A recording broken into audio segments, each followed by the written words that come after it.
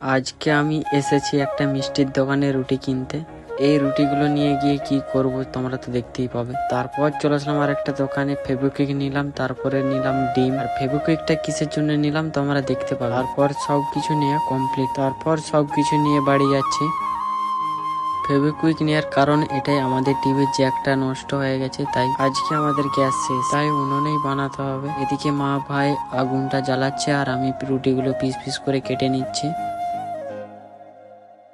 এদিকে ভাই রুটিগুলো তাওয়াতে সেঁকতে আরম্ভ করে দিল, এপাশ ওপাশ করে উল্টে উল্টে ভেজে নিচ্ছি। এইদিকে প্রায় রুটি সেঁকা কমপ্লিট, তারপর ডিমটা ভেঙে মশলাগুলো দিয়ে দিল। তারপর বন্ধুরা বাকিটা ইতিহাস।